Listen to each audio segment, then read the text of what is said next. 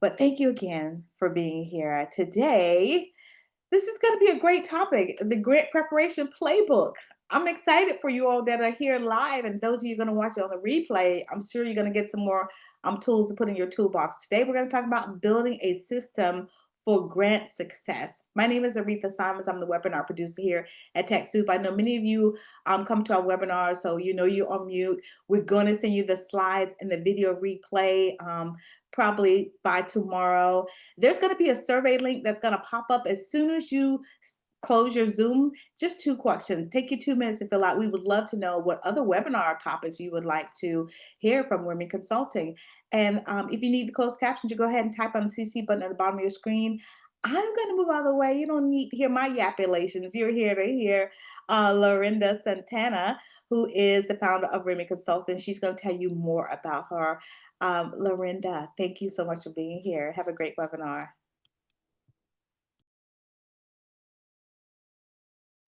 Sorry about that. I was on mute there. Thank you so much. I'm very, very excited to be here today. Thanks everyone for registering and participating in today's workshop. It's going to be a very interesting and a little bit different workshop. I want to share some information with you that I call a grant preparation playbook. So the idea here is the concepts that those of us who have been in grant writing for a long time and have been successful with it, I want to share with you some of those tips and tricks. So what I would ask is that if you have any questions whatsoever, I love to answer questions, but please put them in the chat in the Q&A. I believe there's a Q&A section, if not in the chat. And at the end of the presentation, the last, let's say 15 minutes or so, I'll be more than happy to answer anything you would like to know about. So let's get started. This is the grant preparation playbook, building a system for grant success, brought to you by TechSoup and Remy's Consulting. So let me just minimize this 1 second. Here we go.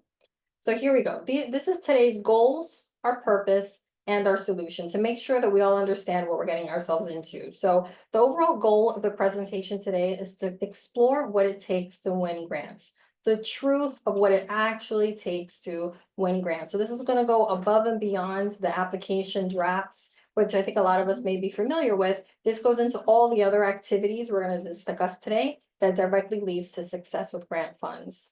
The purpose is to give you real, unedited insight into what makes or breaks your organization's grant funding efforts. I've had the pleasure of working with hundreds of nonprofits for almost a 20-year career at this point, and I've seen a lot of things. So what I really want to give you is the true nature of what it is to apply to grants, and so you have some tips and tricks to bring back to your office to help you in your causes.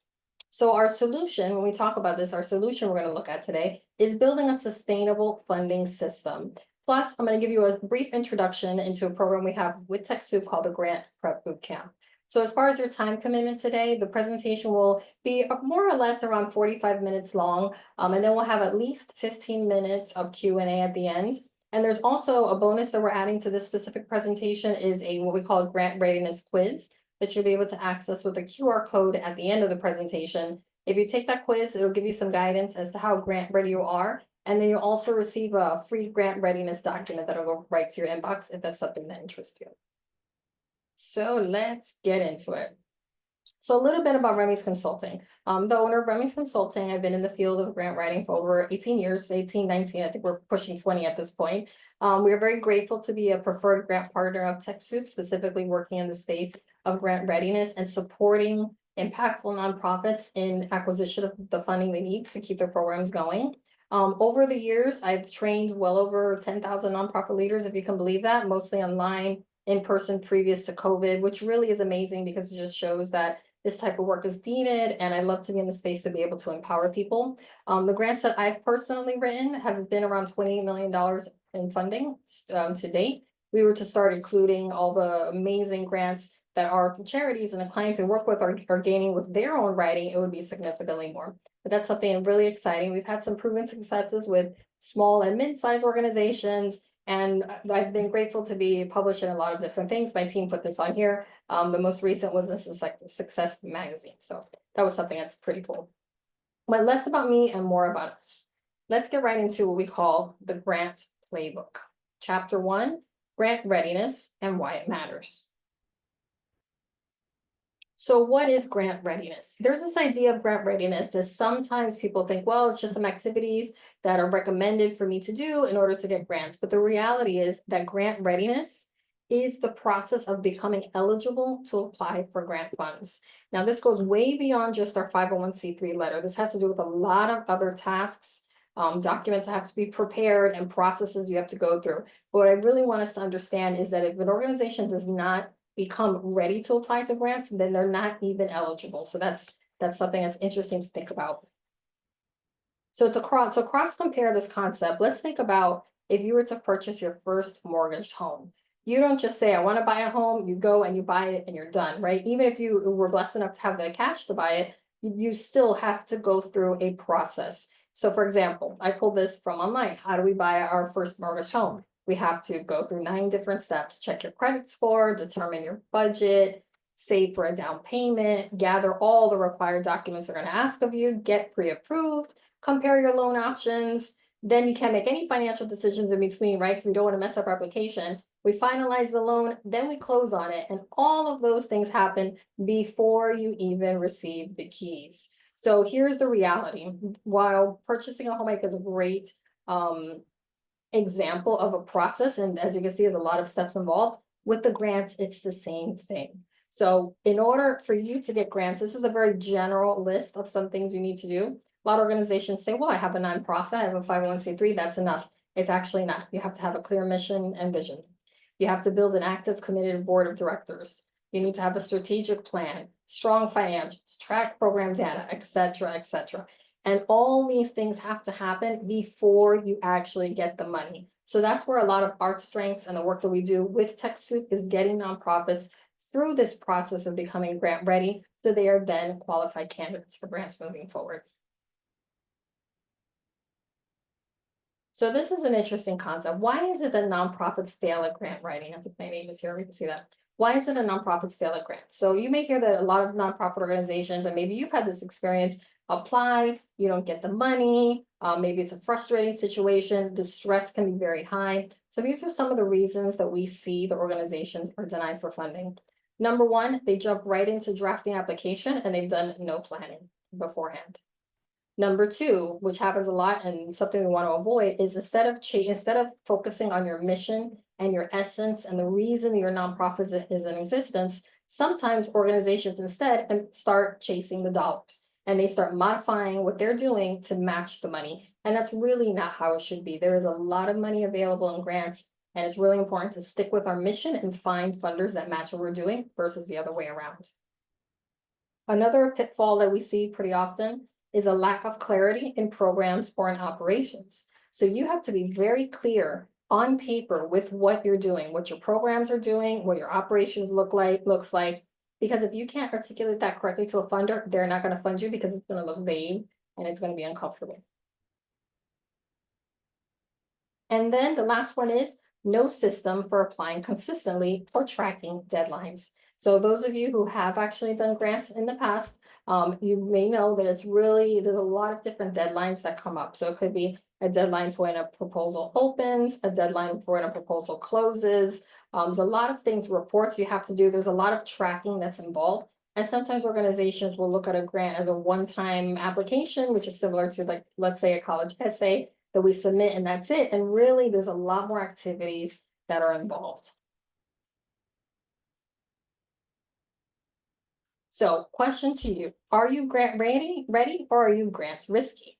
Every day, and this is something that we see at the company, we've seen this for years, nonprofits rush to hire grant writers whenever there's a financial need, only to find out that they're missing the foundational documents and strategic approach needed to qualify for funding. So this is a very common situation. I would say, well, significantly large amounts of nonprofits do this. They say, well, we need money, so let's hire a grant writer, but they haven't done any of the preparatory work. So what it does is it leads organizations to be stressed. The grant writer ends up spending months, could spend up to months gathering basic information. You as the nonprofit are spending money on this grant writer without a single grant submission, and everybody feels frustrated and no funding comes in. So this is real talk. This is the reality of what happens time and time again. And it's an unfortunate situation, but the good thing is it is something that we can fix. So how do we fix it? We need to get ready in advance. That's going to save you time, save you money, and make sure you're more successful. So now we'll get into what we call Playbook Chapter 3, fundability and framing. Question I would pose to you: do you really know why you need grant money? Think about that for a second. If you're here because you need grants, which most of us do in our nonprofits, well, what's your real reason why you need it? If your answer is, well, we just need more funding, that's a red flag to funders. Everybody needs funding. If you can't explain exactly what you're going to do with the money, how you're going to use it, then the funder is not going to take you serious. So it's important to know that funders typically have a lot of organizations applying to them. And there's a lot of applications that are vague, indirect, that really don't explain what they're going to do with the money. Those all become red flags right off the bat. And those are some of the reasons that sometimes applications get denied. Another thought process is that funders aren't ATMs. So that sounds very silly, but sometimes there's this concept that the funders are just there, they've got millions of dollars, they're just going to start giving out the money. They're people, they're individuals, they have their own goals and objectives. And the biggest term that I want you to walk away with today in this conversation is the concept of impact. The way you impact your community and the way that the funder wants to see impact may not always be the same, but if your methods or your concepts of impact is contrary to theirs, it doesn't matter how beautiful the proposal is, you're not going to get funded. So we want to make sure that we understand what the impact is of what we do in our programs and what the defined impact is that the funder is looking to support. And we want to make sure that when we apply to these grants, we apply to them speaking in those terms. This is the impact we will have in our community with your support. Not the opposite is we're desperate, we need money, we're gonna have to close our doors. Funders, and I don't mean this in a bad way, but they care about the nonprofit, but they care about the impact in the community more. That's where grant funding comes into place. Another thought process to kind of throw out there in the mix is the concept of vague goals. For example, we need grant money because we want to grow. That's not enough information. You want to grow what? Your programs, maybe your volunteers, maybe your direct services. What is it that you want to grow? How can you grow it? What are the things that you can do on a monthly, quarterly, annual basis with that funding that you're asking for to help you grow, right? And why are you doing it? Again, it goes back to your impact. What change are you looking to see in the world? So a couple more thoughts regarding fundability and framing. What you should do is always clarify who you serve and again, how you measure impact. I'm going to sound like a little bit of a broken record. I'm going to talk about impact a lot, but that's a huge concept that helps organizations to become successful. You also want to use a program questionnaire or another tool to help define your programs in the funder's perspective. So another area where nonprofits struggle is that, we're in it, we're with our programs, we're serving people. We only see one side of things, and the funders have a different perspective. So the same program can be looked at in multiple different ways. So it's really important to understand what your program is, what your mission is, what you're doing to serve those that you care about most, and then make sure that all that information is now translated in a way that funders can understand. Other pieces that are very important as well is the concept of in-kind tracking. So how many volunteers do you have? How many hours do they work? Do you happen to have, let's say, an executive director or founder? Maybe that's you and you're not receiving compensation. That's an in-kind donation you're giving to your organization, which also has a monetary value. So it gets very interesting when you start tracking those things. Also, demographics of those you serve, and then any grant history. Have you tried to apply to a grant before? Were you successful? Were you not? All of those concepts together help to create this idea of where are we right now and what do we need to improve on to get to the next step.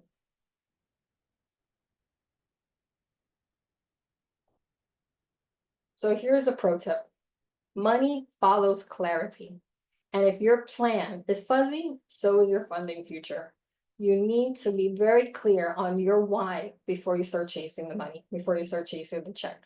Clarity is everything. Clarity in every piece of material that you send to a funder, whether it's a letter of intent, whether you're filling out an online form, even if it's, let's say you have an opportunity to speak to them on a Zoom call or in person, you need to be very clear on your impact, on the need in your community, and make sure that they understand how their financial support is going to help you move forward the programs and services that you have in place.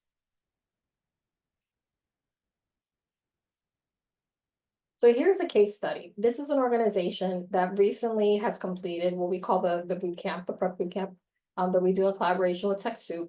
And really, again, what is this about? This is about preparedness. So here's the challenge. This specific nonprofit director was seriously struggling to maintain financial stability within her drug rehab house. So she had an actual physical house that women went to during their drug rehab, during their rehabilitation. And what was happening is, as you can imagine, she needed a lot of money for that house. She needed to do some construction work on it. They needed to bring in other services to really support these women. Well, what she did was she went through this process of really understanding how to become grant ready, reviewing her documents, her communications, and putting everything in a way that was very clear and acceptable by the funders. And within 4 weeks, she was actually awarded $500,000, which I think is absolutely incredible. And what could she do with the $500,000? Renovated the house, updated everything that was there, and now they're able to continue to push their organization forward. So this is just a testament, and I have a couple others I'll share with you as well, to the importance of really spending time and making sure that you are prepared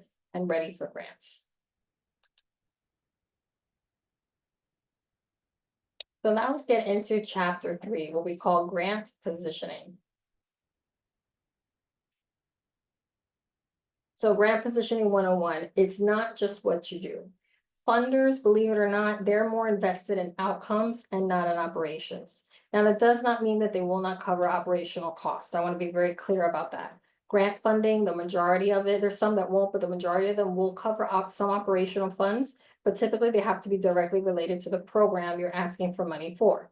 For example, if you say to a grant funder, I need $100,000 to pay my executive director just because they need to get paid, you may get denied. Now, if you say, I need $100,000 for program A, that 100% of this executive director's time is going to be spent on that program, and without the executive director, we couldn't have the program, then you would have an opportunity to ask for funding to cover the operations. So everything has to really, it goes back to what I mentioned before, the impact, your purpose, everything needs to be very clear. And that's one of the ways that your outcomes, your goals, as long as you're working towards that, then you can get things like operational costs funded, but just straight asking for it can sometimes be a little bit more complicated.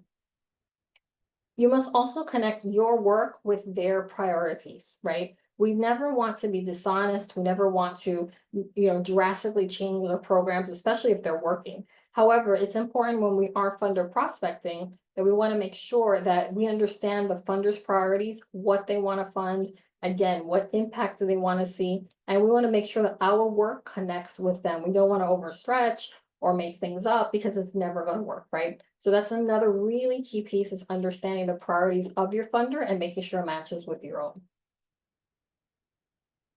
Another tip that I'll give you is position your organization as the solution to a funder's problem. So funders have their own issues as well, their own concerns, their own challenges in the communities that they serve that they want to see a resolution for. And that's one of the most incredible things about working with nonprofits and being a nonprofit organization, is we are the community solutionizers, to say it that way. We're the ones that are here, we're the ones that are available, that really see what's going on in the community. And we work really, really hard to make sure that we have access to not only what the individuals need, but that we have programs and services in place to uplift them. That's what's incredible about being a nonprofit. So when we are thinking about applying to grants, we have to think about, what is the funder's problem?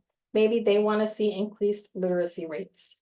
Maybe they want to see increased health outcomes, and align those problems that they have with our programming, because we want to be their solution. And that's where you create a really great combination and a really great partnership between yourself and a foundation that funds you. And I think it's important to lead with impact and not emotion. Show them results, data, numbers, statistics, all of those fancy things really helps to prove that your cause is strong and you're doing a really great job. So now, stand out or get overlooked. Generic narrative, generic proposals, generic vague information is going to make you invisible. Funders see this all the time. I've worked as a funder myself. We see it all the time. We see these very general proposals that don't have any heart to them. They don't have any meat to them, and it's just something that they pass by. Now, if you're specific, if you really are able to share your case, explain exactly what's needed, and really hyper focus on what your programs are, what impact you're planning on achieving, what your objectives are. If you can get really clear focused on that, that's what's going to help bring you a lot more funding. So you want to sometimes frame your work around urgent, measurable community needs. So something like, we want to improve the health and wellness of everybody in the state of Florida. That's very general. Now, it's very generic, right? Of course we do. Everybody wants to be healthier. But let's say you had a program and you say, we want to improve the health outcomes of elders aged 65 to 85 from the Latino populations that reside in Miami-Dade County. Now we're talking about something that is much more specific, right? It's much more measured. There's probably also quite a bit of data to say that this specific subgroup of people need support. That's the way that we want to frame our proposals, in ways that it's very specific and really helps to meet the needs and urgent need of our community. Another piece that's really important as well is the idea of highlighting credibility. So if you have partnerships with other organizations, if you have positive outcomes, if you have proof of your capacity and proof that your programs and services work, these are things we want to share with the funders. And what I always recommend to organizations is be bold about your value. If you don't tell your story, no one will. You know, nonprofit organizations and nonprofit leaders sometimes are the most humble people in the world. They're doing so much work. They tend to be underpaid. They tend to be underpaid and overworked, right? Very, very common, but they're doing it from their heart. They're doing it because they want to see change in the community. And there's nothing wrong with that. Tell your story boldly. Let the funders know this is what we're doing. We're passionate about it. So that way, of course, use objectives, measurable objectives and things like that. But definitely sharing the boldness of what you're doing and telling your story is going to be very impactful as well.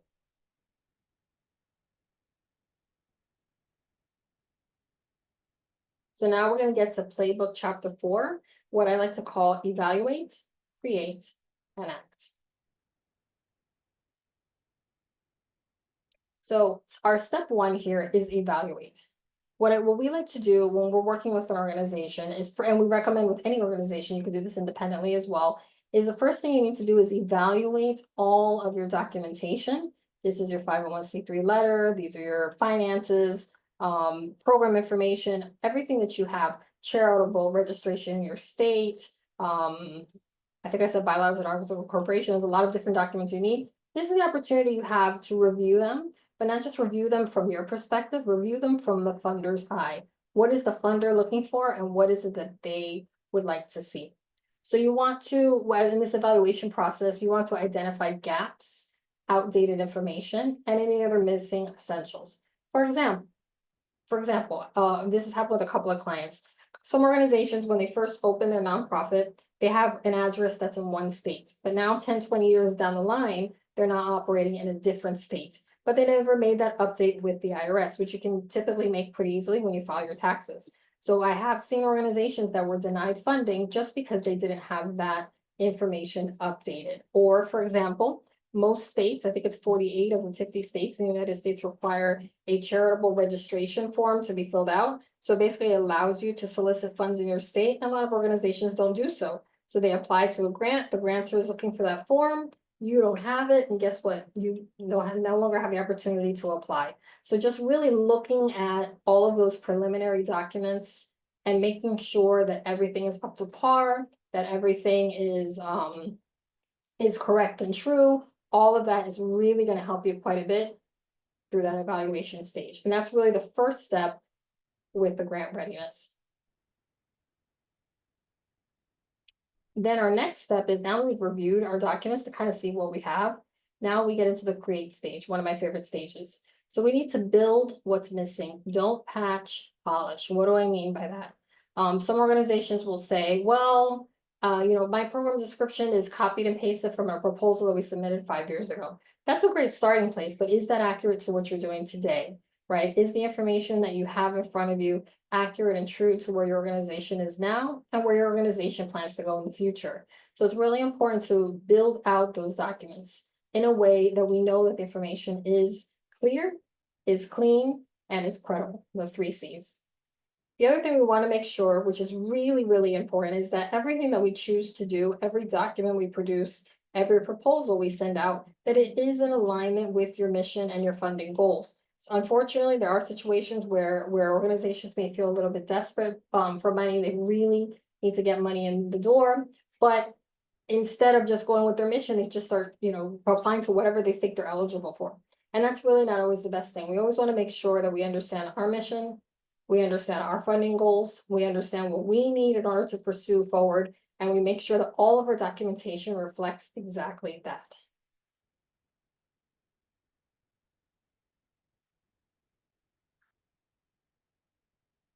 Now to the final step in the act, and what we call act, step 3. So once you've already started to evaluate your documentation, you've created the other documents that you need, right? You've done all this work. Let's say you've also done funder prospecting. You've started to look into funders. You've started to figure out who you want to apply to. Now you need to act. Now we need to put all these activities into place. So what does that mean? You should create a system that you can put into place so that all that prep work doesn't just collect dust. One of the most frustrating things that I've seen, individuals, they spend so much time and energy getting ready for grants, but then they don't actually apply. We don't want that to happen. We want to make sure that all the work that you're doing is put into place so you can start applying to grants immediately.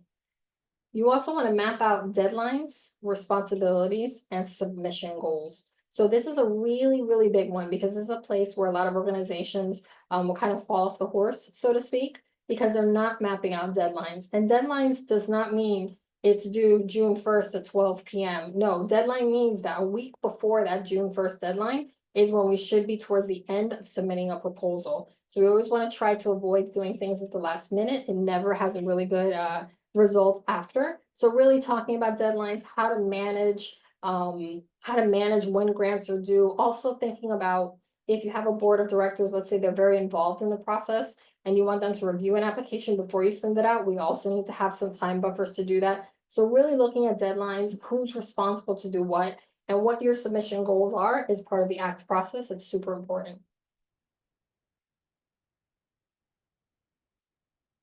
Then the next one is we want to treat this concept of grant readiness as an essential process, not just busy work. Sometimes that's the feedback that I've heard. Well, grant preparedness is really that important. You may not think it is, but I hope that after today's presentation and some resources I'll send to you, you'll understand that it is important because this is exactly what helps organizations get to the space where they can consistently, easily, and with significantly less stress apply to grant applications on a regular basis. And that's what ends up leading to funding coming in. So that's another kind of mind shift that we should work on.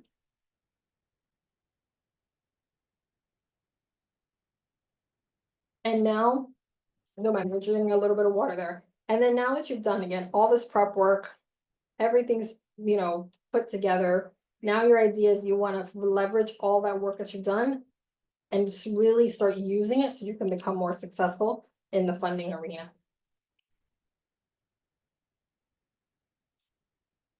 So here's a couple of more case studies, right? So I think we talked a little bit now about grant readiness, the importance of it, and I wanted to share with you other case stories. So this is case study 2, 3, and 4. One organization that we recently are working with have gone through the process again of getting their paperwork together, defining their programs and ways that funders are attracted to it, and et cetera, et cetera. And they've actually been able to apply to a $1 million international grant, and they're on the second stage. So when there are these highly competitive, such large grants, just to get from stage 1 to stage 2 is a total win, because that can be really difficult because again, it's an international grant and it's super competitive. So that's something that I wanted to share, that we have one organization that was able to meet that milestone.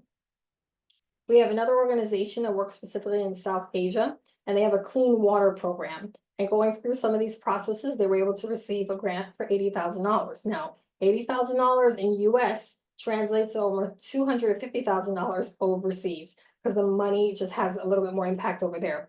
And with that specific amount of money, now they're able to provide clean water access to a village that has between 300 and 500,000 villagers. So I think that is another really incredible and very exciting success that we've seen.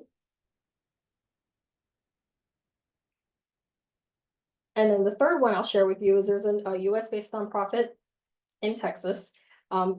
During the boot camp, I want to say it was probably around week 3 or week 4 of going through this process of prepping and getting all her documents together, she applied to her first grant, which for her was overcoming an extreme fear that she had and an uncertainty about the process. So the executive director independently applied to the grant. We're still waiting to hear back from them. But another update since I did the presentation, I heard from her yesterday that it wasn't actually just one grant she applied to. She's applied to four grants within a number of weeks because she now feels confident and understands what the process is. So I wanted to share those with you just so you can have an idea of the impact that this type of work has.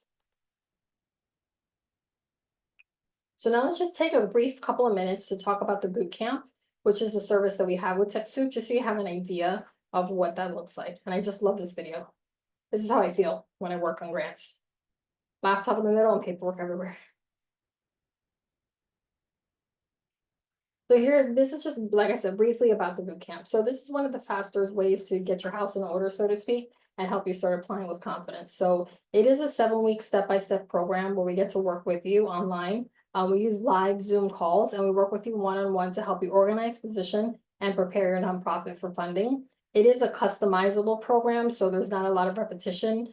We have a certain syllabus, so to speak, of topics we're going to go through, but we definitely customize it to the needs of the organization in the moment. It comes with a bunch of templates, calendars, checklists, a whole bunch of fancy things. And it really was designed for solo teams, solo executive directors, or very small teams. So those seem to be the ones that are the most successful with the program. And what I will tell you is that 80% of participants thus far are already applying for grants within a few weeks. So it's definitely something that for the moment has been working really, really well. So now I have a question for you. If you're curious whether or not you're grant ready, this is a QR code. If you'd like to take a picture of it, I'll leave my cursor over here. It's going to take you to a quiz that we have developed. It takes about 2 minutes long. And it's going to help you evaluate yourself by answering the multiple choice questions to see whether or not you're grant ready and to see whether or not any support in that aspect would be good for you. So I'm going to leave this up here for a minute. If anybody wants to scan it and fill that out.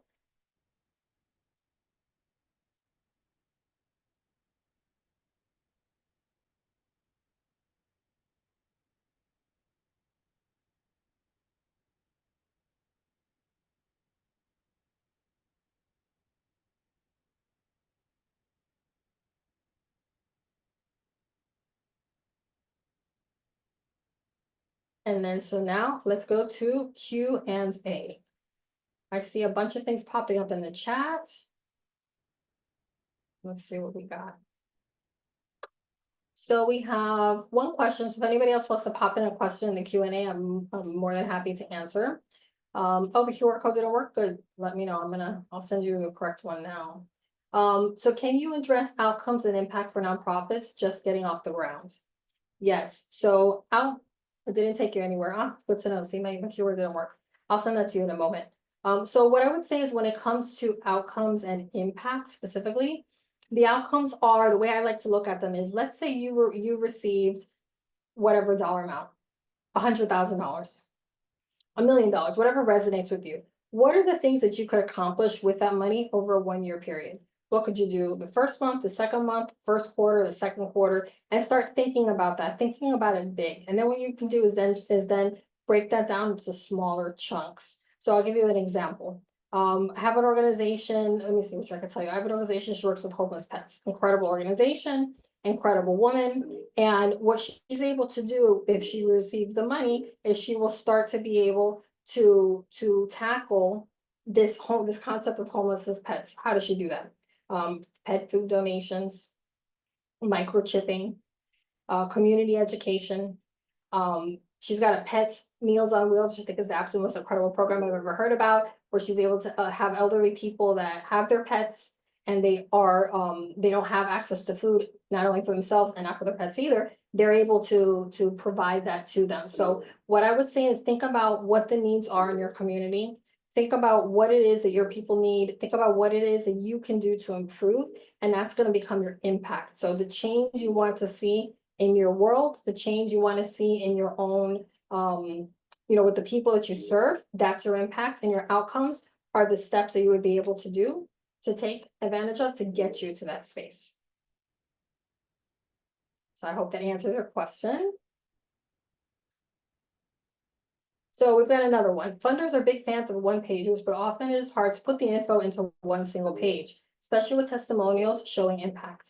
Any suggestions on how to master the one pager? Yes, you're totally on point. So it's definitely hard to get everything into a one page. Very, very difficult. What I would say is a couple of tips. I would say when it comes to as far as the actual writing, actually, yeah, let me put this QR code up while we do that. We have a few people that are looking for it. Let me get that right now. And keep the questions coming. Feel free while I check this out, feel free to keep those questions coming. We still have a good amount of time, so I can answer. Just pop this up briefly.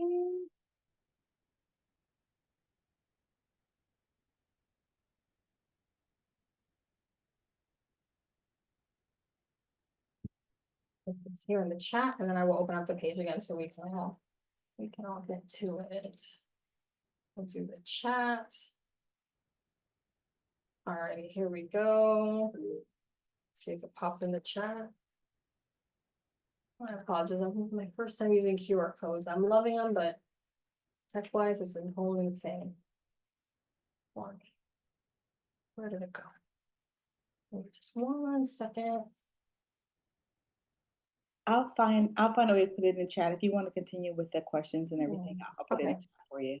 Sounds good. Sounds good. Yeah, it's one of like we were talking about earlier. It's one of those techie days, right?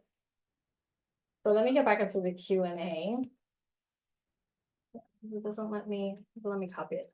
I'll pull up the presentation also in the background. So that way you can all see that. So we were talking about funders, right, the one pager. So to answer that question, very difficult, very, very difficult to get everything on one page. What I would say is from the typography or the actual physical manipulation of the page.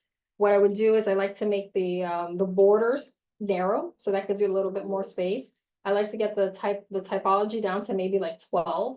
12-point font is usually the biggest, like the largest amount of font you want to have.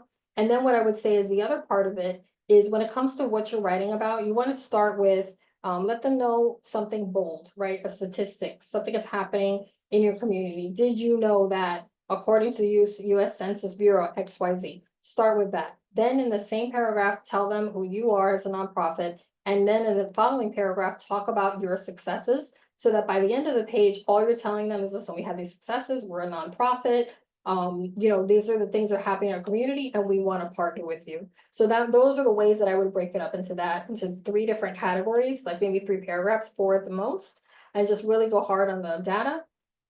Let them know who you are, that you're a nonprofit, share with them some of your successes, and open it up to an opportunity to collaborate thereafter.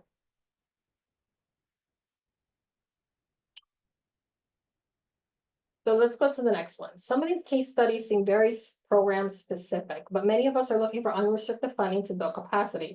What are your top 3 suggestions when applying for this type of funding? Very, very good question. So the concept of building capacity with unrestricted funds, I think is what everybody's looking for. There's a lot less unrestricted funds available or noticeably available than program. So what I would say is to look for, my top 3 suggestions would be, number 1, to look for foundations that fund your type of work that are family foundations. They tend to give a lot more capacity building grants. Number 2, I would look at, are we talking about unrestricted funds in what way? Is it because you want to hire staff, or is it because you want to just have, kind of money in the bank? Kind of look at that, because sometimes program funds can really help to fund some of your operational costs. It's just a matter of the way that you're presenting the case, so to speak. But I would say that definitely those are some things you could do. And family foundations are great, and also corporation sponsorships might be another option for you as well. A little bit different than grant funding, but they tend to give funding, let's say checks of 10, 20, $30,000, whatever it may be. They're going to give you money that's then unrestricted. So that's how I would look for it. Unfortunately, it's not as easy to find unrestricted, but there are ways to do that. Answer. Okay, got that one. Next one. What's your go-to resources to find a broad selection of grants? Well, I would say one of the most cost effective and really most useful tools is what is Grant Station, which I know is offered through TechSoup. I believe it's offered through TechSoup. It's a really great resource. A lot of organizations going through our boot camp have had access to it, which is incredible. And so I've been able to use it with them, and they're finding a very large, broad range of grants. Even the ones in the case study, if I remember correctly, all of them found those resources through Grant Station. So that would be what I would recommend to start with.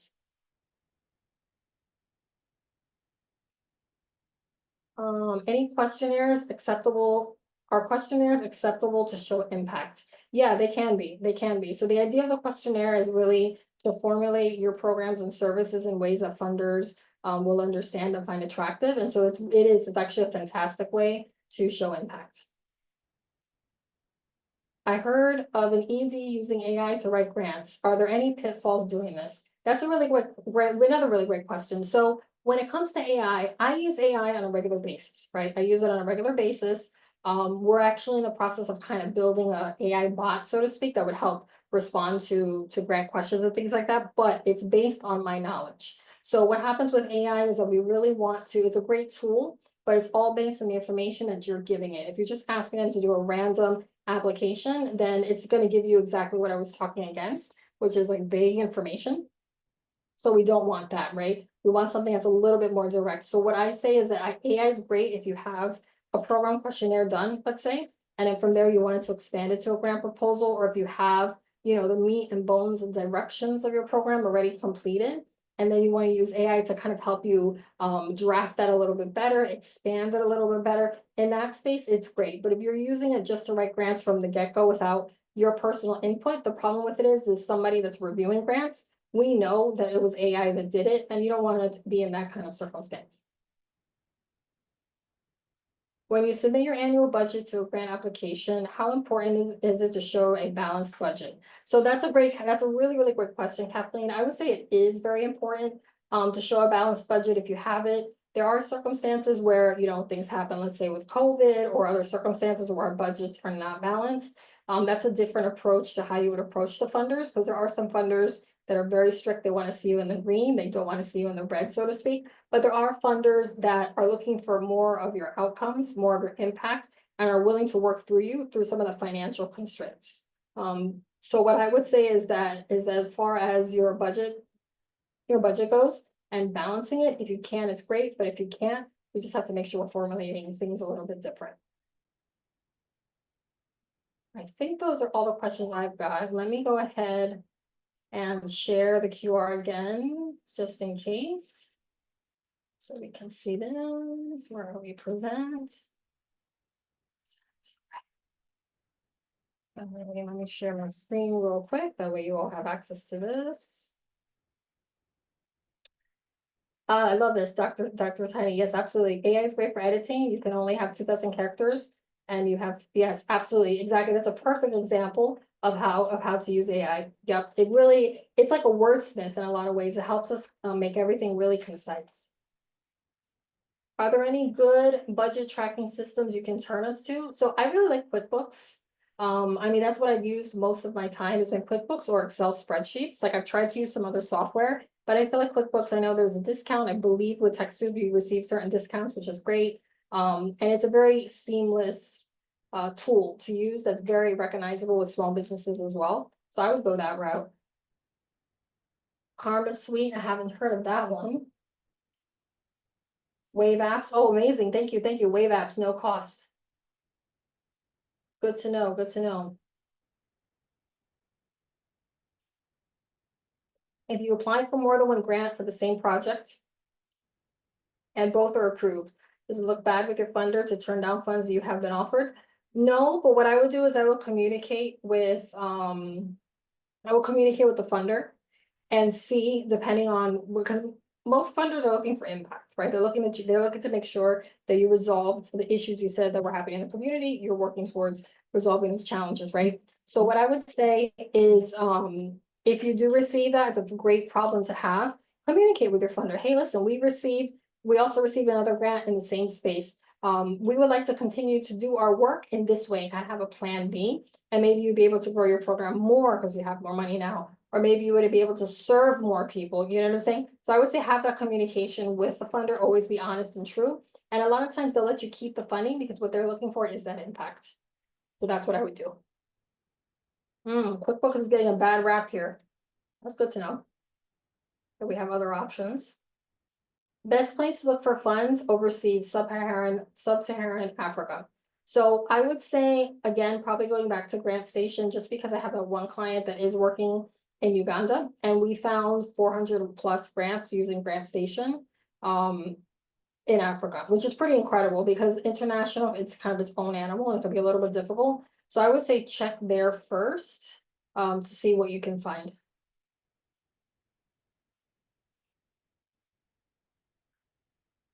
I'm trying to share screen.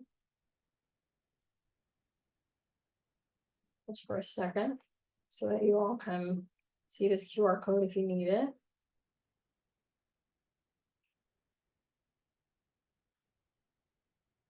All right, I might be good at grants, but I'm not the most technologically savvy human being on the planet.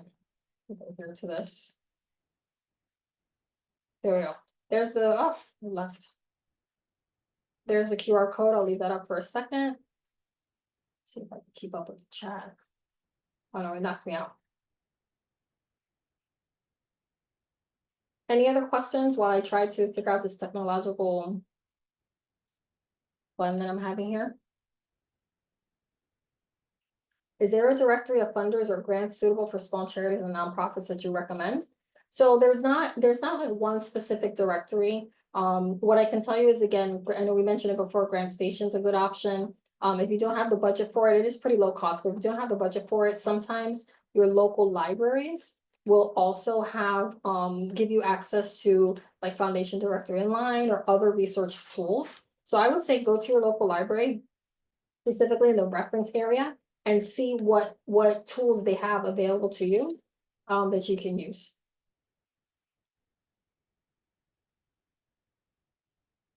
Yeah, I'm one of these people that absolutely loves public libraries.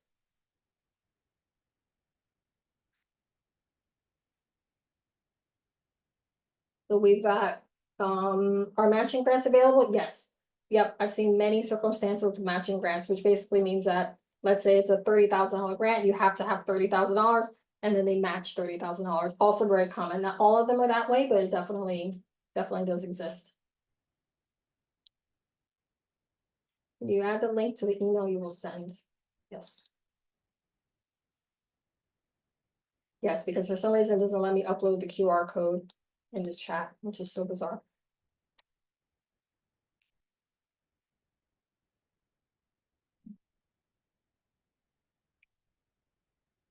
The direct link.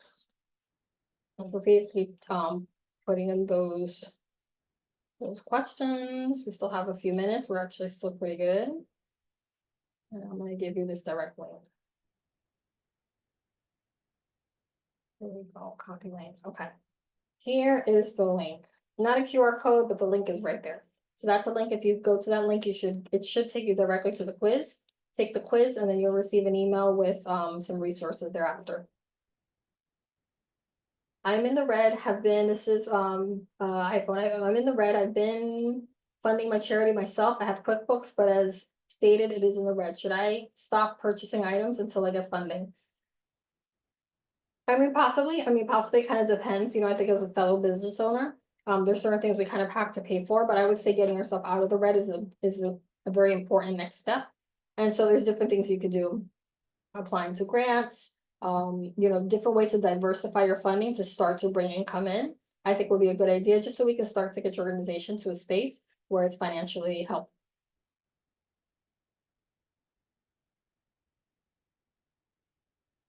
There you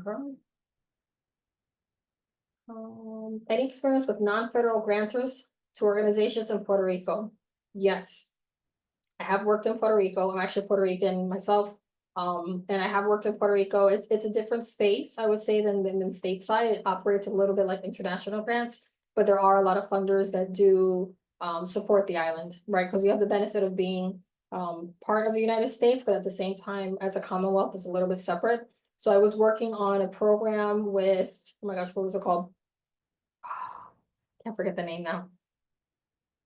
Preserving the ocean, with specifically preservation of the ocean. I forget what part of it.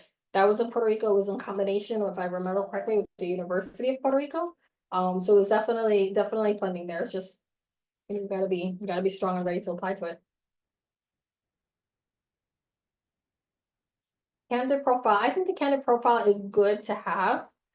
Candid, because Candid is it's like another company that purchased what they call Foundation Directory Online, excuse me, FDO. It's another research tool. So I think having a Candid profile up and ready is a good idea because some funders will look there, just like they look in GuideStar. I find that they tend to look into GuideStar a little bit more often, but any of those profiles that are publicly available, front facing, it's a good idea to have them, at least accurate and true, because you never know how the funders are going to look you up. Because we apply to funders, but we don't realize that they also look into us as well, right? So I think it's important that your website is clear, your candid profile is clear. Your guide star is another one, is very clear. So that way we just know that whatever public facing information is there, it's all accurate and true to what you're doing.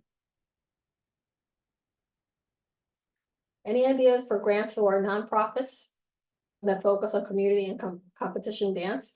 Yeah, so that falls under the arts, right? So it falls under the arts. Also, if you're looking at, let's say, dance for children versus adults, that may have another group of grants. So there's a lot of them that's available. Your big fish is like National Endowments of the Arts. I just did a grant for them last month. Very big fish, may not be your best first option, but I would look up community foundations in the arts, or I would look up if you're using GrantStation or another tool, or like I said, in the library, look under arts, culture, and like thematics. And somewhere in that space, you'll probably find some good options. Okay, Linda Jackson says, I've learned a hard lesson. My legal documents were lost and my house burned down in January. I'm so sorry to hear that. That's terrible. Is there a way to get copies of my documents from the respective organizations? I have access to some, not all. Yeah, absolutely. So I would, if you know who those organizations are, I would definitely reach out to them and try to get the information. And then what I would recommend too is, as we start to gather the information again, to save it in the cloud instead of having it in physical form, because unfortunately, that's a very difficult situation. What has happened to you? It's happened to other organizations, maybe not a fire, but changes in staff. The staff takes the documents. I've seen a lot of really terrible stories. So what I would say is definitely reach out to each organization, be honest with them. This is what happened. We're trying to rebuild our grant systems. Can you share what you have with us? And I think most times they're going to do so. And then from there in the future, try to scan everything and keep it in the cloud.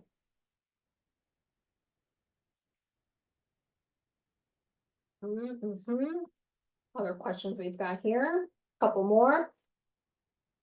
How many grants do you think you need to apply to before you see success? That's a good question. So that's very variable. I have an organization, the one that I mentioned in the presentation, that she received $500,000. That was her first grant she ever applied to. And I have other organizations that are applying for 6 months to a year before they see anything. It's very much variable. What I will say though, is that let's never marry one grant, right? I know grants are difficult, it's a lot of work that goes into them, but no, Dave, please go ahead and send me your question again. Maybe I didn't see it. I just saw you said it was overlooked. I apologize. I didn't see it. But regarding the other one is, we want to make sure that we are applying to as many applications as we can. Of course, we don't want to go crazy with it, but there's more than just grant applications. There's online forms, there's letters of intent. And the idea is to not be solely focused on one specific grant, but to be focused on different funding opportunities, because we don't know which ones are going to come in when, right? So it's like the concept of not putting all your eggs in one basket. I think that's important. And then Dave, let me look it up. Okay, so what is the approximate cost of the boot camp? So the boot camp outside of TechSoup the cost is around $2,300, but TechSoup currently is offering it for $699, which is a great deal. And we have a link somewhere for that. You're welcome, Dave. Any other questions? The boot camp is a 7-week program. It is a 7-week program. We meet almost every week. I think in the 7 weeks, we meet 6 out of the 7 times. The first call and the last one are 30 minutes, and everything in between is an hour. So you get a good amount of time to get to work together. And thank you. Right here is the link to schedule. So what you would do is schedule a consult with me so we can talk through the boot camp, the details, make sure you're a good candidate for it and that you're ready for it. And then from there we can get you enrolled. It is one-on-one. Yes, it is one-on-one, Hannah. Dave, I recently became the ED of a small nonprofit. I applied to a grant that we used to. This year I asked for a larger amount of money, but I felt justified in my reasons. Do you think it will be considered? I think so. I mean, I think if you have two factors. Number one, if you received a grant before and you successfully accomplished everything you said you're going to accomplish, that's a great sign. If you accomplish more than you expected, that's even better. So a lot of it is going to be based on the relationship that you have with the organization. And if you did a really good job before, then they will, it's more likely, we can't promise it, of course, right? But it's more likely they'll fund you again. The only issues that could happen is sometimes organizations will request more funding, but it's way, way, way higher. Like let's say you've received $50,000 every year and now you're asking for $1 million, that may be denied, right? Because it's a little bit higher budget than what they're used to. But so long as it's incremental, I have seen places where they will fund you more. Sometimes they don't, but sometimes they do. Lily asking how much is the boot camp? So right now the boot camp with TechSoup is offered at $6.99. And if you're interested in it and you want to talk more, feel free to click the this link, which I'll send here again, to book a call and we can go through and see if you're a good candidate for it. What if you didn't succeed with last year's grant goals due to a shift in goals? That happens, right? It happens, especially because, the economy changes, people's needs change. I would say, if you weren't successful last year, don't beat yourself up about it. Use it as an opportunity to learn what didn't work, what does work, and what you can improve moving forward. So anybody that works with a nonprofit, a social entrepreneur, in business we know that it's important to not, mistakes happen. We all make mistakes. Things don't always work out like we want to. We just have to kind of mold it and learn from that and then, restructure ourselves for the next year. Michelle, when is the special ending? That I don't know. That I wouldn't be able to tell you. And as of right now, it's still open and active. Any other questions?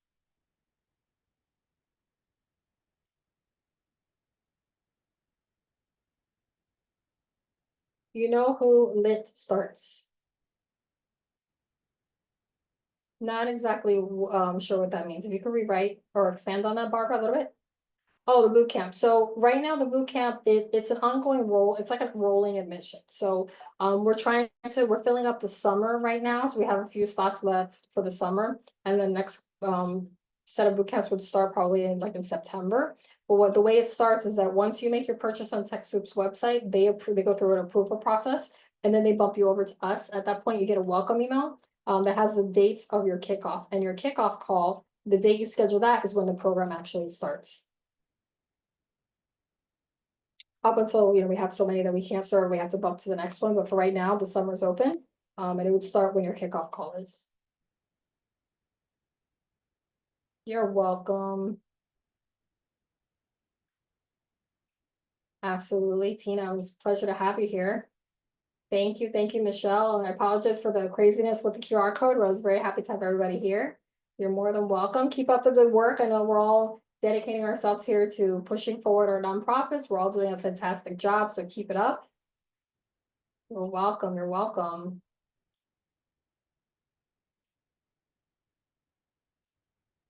You're welcome. It's been my pleasure.